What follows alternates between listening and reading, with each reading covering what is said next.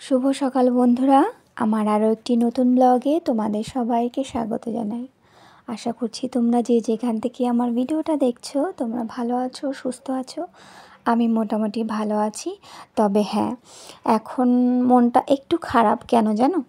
কারণ আমি যখন আমার ট্রাইপডে যখন ফোনটা সেট করতে গেলাম, তখন যেখানে ফোনটা রাখা হয় ঠিক তার নিচের পোর্শনে দেখলাম, মানে যখন আমি ফোনটা বসাতে গেছি তখন না ওই মানে যে জায়গাটা ফোনটা রাখা ওইটা পুরো হাতে মানে খুলে গেল।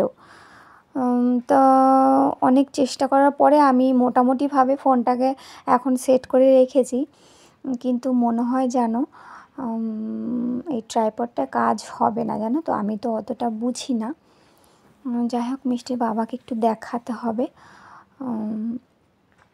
ভাবছি রাতে ওর বাবা আসুক, সকালে তো হবে না, তাড়াহুড়োয় বেরিয়ে যাবে ডিউটিতে। রাতে ওর বাবাকে দেখাবো। যাই হোক, কোনো রকমে আমি ফোনটা রেখে ভিডিওগুলো করছি। বন্ধুরা, আজকে আমার ব্লগটা তোমাদের ভালো লাগলে প্লিজ একটা লাইক দিয়ে পুরো ভিডিওটা দেখো, কমেন্টে জানিও, আর সাবস্ক্রাইব করে আমার চ্যানেলটির পাশে থেকো। চলো তোমরা পুরো ভিডিওটা দেখতে থাকো। আমি সারাদিন আজকে কী কী কাজ করলাম তোমাদের সাথে অল্প অল্প করে একটু শেয়ার করি। ঘরটা ঝাড় দেওয়া হয়ে গেল, আর বিছানাটা আমার গোছানো হয়ে গেছে, একটু ঝেড়ে পরিষ্কার করে নিচ্ছি। আর মেয়েকে সকালবেলা একটু পড়তে বসিয়েছিলাম, তা ও তো স্কুল যাবে এবার, ওকে স্নান করাবো, এই জন্য ওকে তুলে দিয়েছি। এই ফাঁকে আমি বিছানাটা একটু ঝেড়ে নিলাম, বই খাতাগুলো গোছাতে হবে একটু। যাই হোক, আর নিত্যদিনের কাজকর্ম, সারাদিনের ব্যস্ততা, সকাল থেকে তো আমরা মোটামুটি যারা আমরা গৃহিণীরা আছি তারা একদমই সময় পাই না, মানে বসে থাকার সময় তো একদমই নেই সমস্ত কাজবাজ হয়ে যাওয়ার পরে। যাই হোক, আমি সকালবেলা আর কোনো কিছুই ভিডিও শ্যুট করিনি। আমি স্কুল থেকে এসে রান্নাগুলো আগে সেরে নিচ্ছি, জানো তো। আজকে বেশ কিছুদিন বাদে একটু নিরামিষ তরকারি করলাম, আর এই নিরামিষ তরকারিতে আমি কোনো মশলা দেইনি, শুধু রাঁধুনি ফোড়ন দিয়ে তরকারিটা করছি, জানো। মানে আমার বড় মামি, যখন আমি বাবার বাড়িতে গেলাম তখন বড় মামি, আমি একটা নিরামিষ মানে এরকমই একটা নিরামিষ তরকারি করতে যাচ্ছিলাম, তখন আমার বড় মামি বলল যে কোনো মশলা ছাড়াই করে দেখ, ভালো লাগবে। তা আমি এই নিরামিষ তরকারিতে না সামান্য একটু আদা জিরে বাটা দিই, তোমরা জানোই, আমি বেশ কয়েকটা ব্লগে বলেছি, দেখিয়েছিলাম।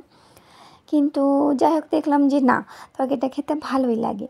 লাস্টে একটু ধনেপাতা দিলে তো খুবই মজার হয়। আর গরম গরম ভাতে এরকম একটা নিরামিষ তরকারি ভীষণ মজা লাগে খেতে, আমার তো ভীষণই ভালো লাগে।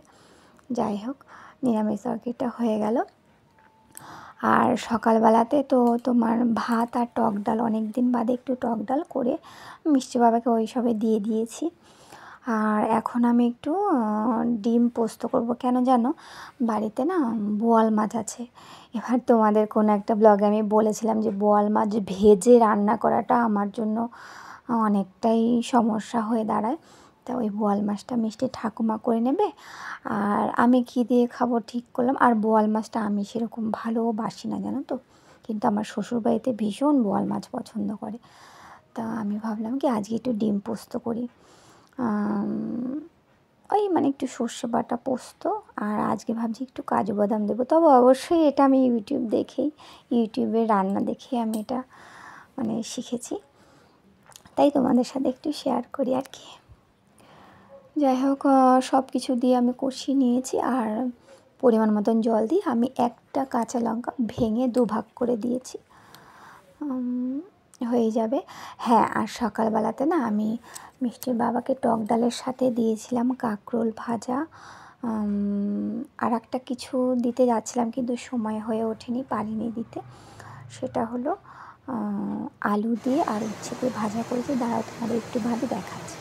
আচ্ছা, তরকারিটা আমার রান্না হয়ে গেছে, আমি এরকমই রাখবো। তবে হ্যাঁ, এটা আর একটু টেনেও যাবে, টেনেও গেছে অনেকটা। দেখো, এই দেখো এরকম হয়েছে তরকারিটা। ওই মিষ্টি বাবার জন্য এক টুকরো ডিম রাখবো, অর্ধেকটা। বোয়াল মাছ তো আছেই। তবুও এর আগে যেদিন তোমাদের আর একটা ব্লগে দেখিয়েছিলাম যে ডিম পোস্ত করেছিলাম, সেদিন না ওর বাবার জন্য আমি রেখেছিলাম। তা ওর বাবা বললো বেশ ভালো লাগে, কোথায় শিখেছে? তখন বলি কোথায় আর শিখবো, আমি তো ফোনেই একটু দেখি। এই দেখো কাঁকরোল ভাজা আছে, আর রাঁধুনি আর পেঁয়াজ মানে ফোড়ন দিয়ে আমি এই আলু আর উচ্ছেটা ভাজা করেছি। আর এই দেখো টক ডাল করেছি অনেক দিন বাদে। তবে যেহেতু ওয়েদারটা বেশ অদ্ভুত জানো তো, বেশ ঠান্ডা ঠান্ডা হাওয়াও আছে, আবার দুপুর টাইমে একটু গরমও লাগে, তাই একটু গরম গরম ভাব আছে বলে একটু টক ডাল করলাম। আর এখানে তো নিরামিষ তরকারিটা আছে, আর ওই ডিমের কারিটা আছে।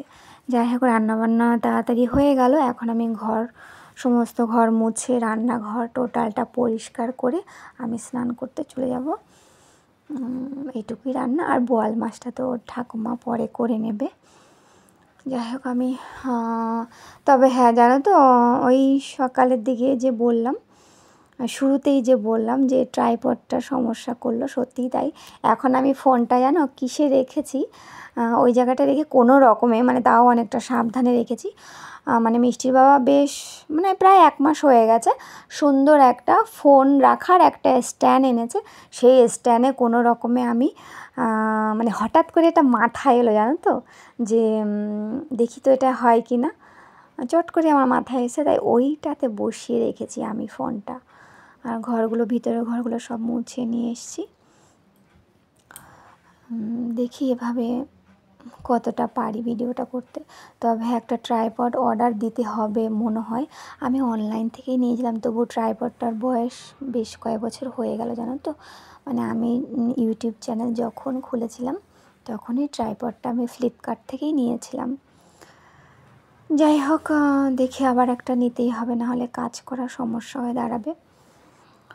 ঘরগুলো মুছে হয়ে যাওয়ার পরে আমি স্নান করে ছাদে চলে এসেছি। রান্নাঘর তো পুরো পরিষ্কার করেই দিয়ে এসে স্নান করে নিলাম। এবার জামা কাপড় দেখো, মানে ওই ফোনের স্ট্যান্ডটার উপরেই রেখেছি আমার এই ফোনটা, ভিডিও করছি, কিন্তু দেখো মানে এর থেকে মানে আর ভালোভাবে রাখতে পারছি না ফোনটাকে, তাই এইটুকুই মানে তোমরা দেখতে পাচ্ছ।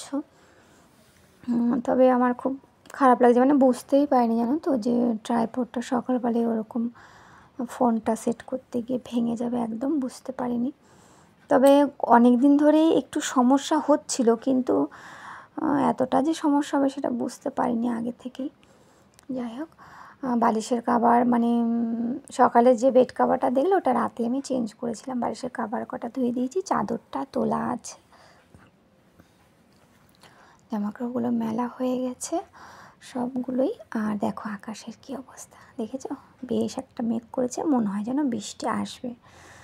হ্যাঁ তাহলে এখন তো আমি পুরো রেডি হয়ে নেব, মেয়েকে স্কুলে আনতে যাব। তবে হ্যাঁ দেখো আমার হাতের একটা আঙুল পড়েছে ক্যামেরার উপরে, আমি না বুঝতে পারিনি যখনই ভিডিও করছিলাম। বন্ধুরা আজকে ভিডিওটা এখানে রাখি, তোমরা ভালো থেকো, সুস্থ থেকো, সাবধানে থেকো।